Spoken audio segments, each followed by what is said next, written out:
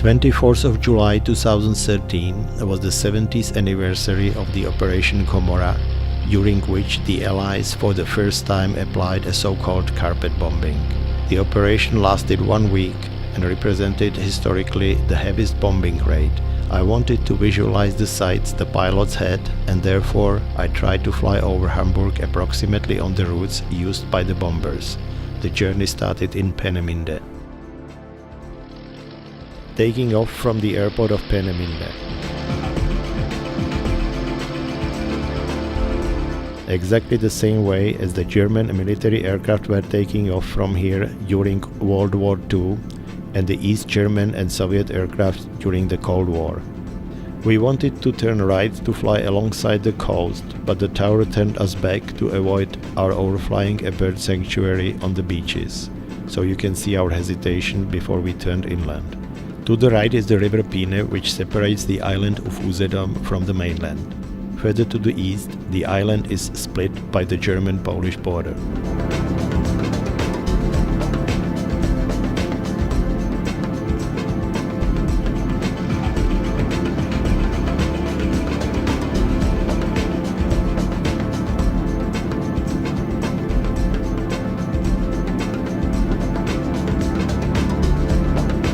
I couldn't resist making a 360-degree turn. The landscape and the weather were so beautiful.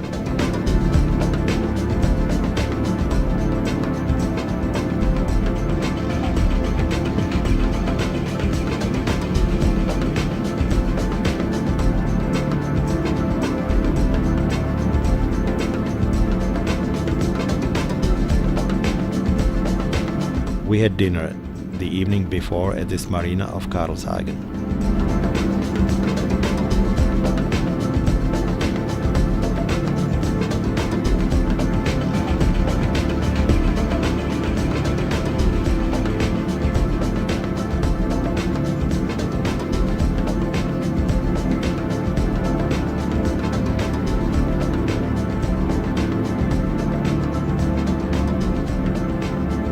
One more 360-degree turn over the harbor and the submarine in Peenemünde, and we flew away towards Warnemünde in the northwest.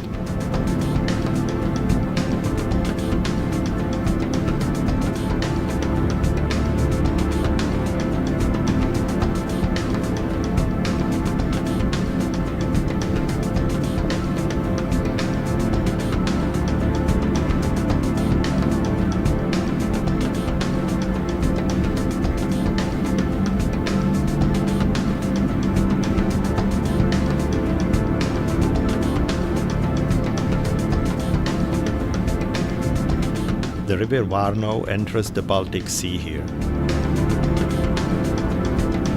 During the communist times, Warnemünde was a very popular destination for East German as well as Czech tourists.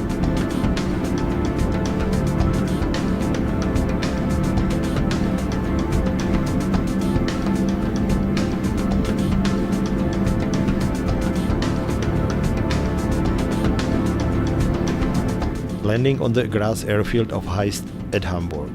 The two airports which we originally selected for our landing were closed, so we were happy to find this one for our landing. We got fuel here and a funny looking sausage for lunch.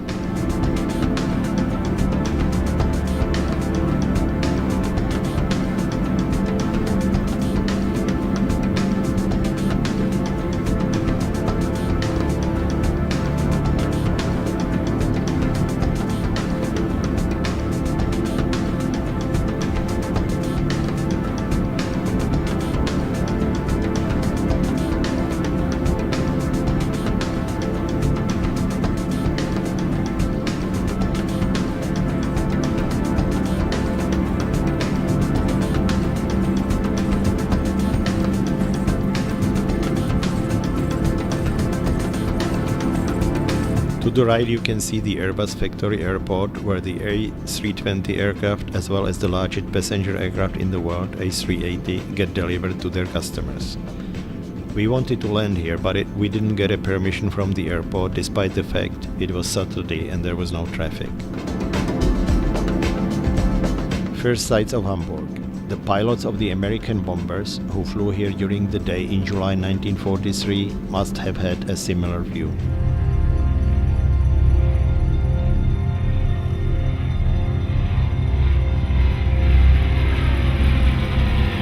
This is the center of Hamburg, which was completely bombed out also for the reason that the St. Nicholas Church Tower, located here, was used by the bombers as a goal and orientation marker.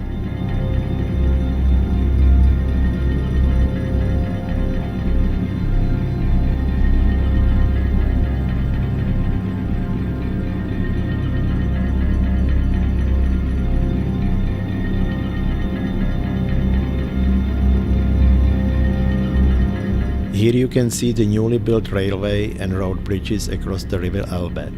The former ones were destroyed during the bombing raids.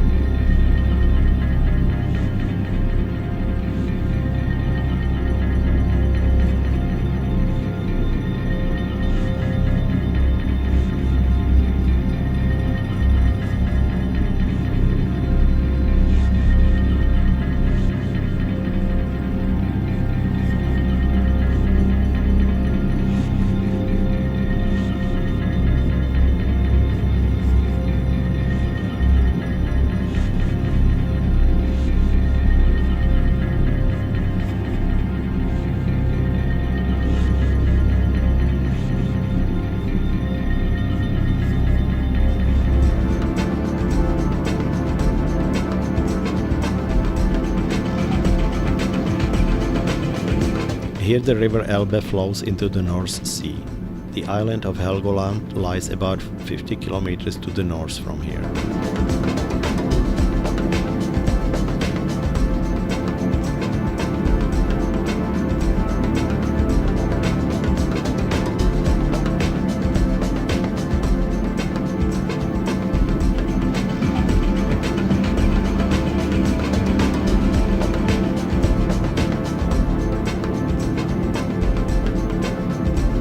Plane spotters on the beach just below the approach pass to the Helgoland airport runway 33. Most probably they didn't appreciate how difficult it was to keep the little aircraft stable in the high winds. If they did know, I'm sure they would not have stood in the way.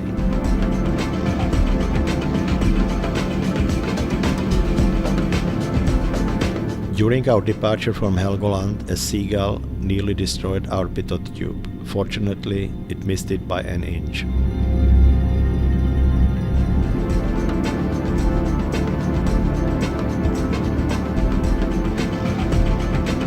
I was so excited flying around so close to the beautiful island that I forgot to retract the undercarriage.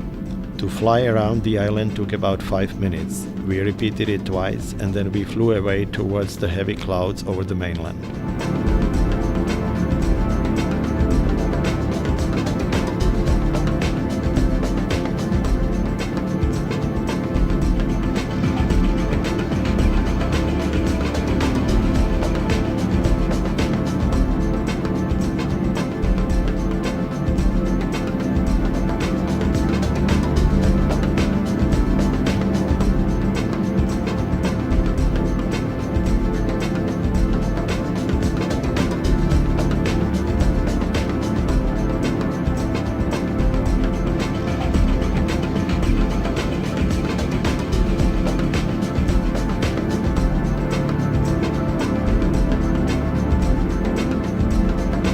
The weather was getting worse, so we had to rush a bit and gradually descend to remain under the cloud base.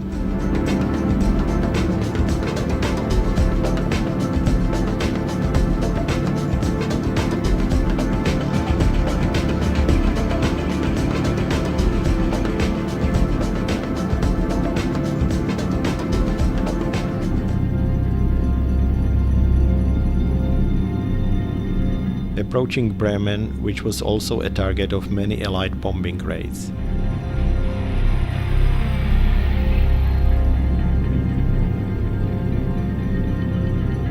Their objective was to destroy the oil refineries, the submarine production plants, the aircraft factory, as well as the big river harbor.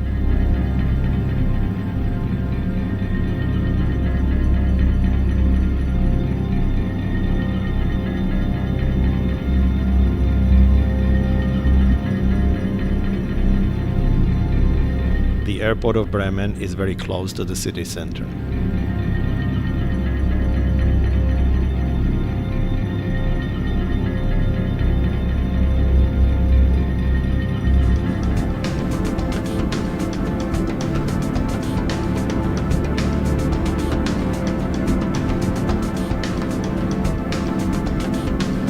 The landing at Braunschweig was a bit windy.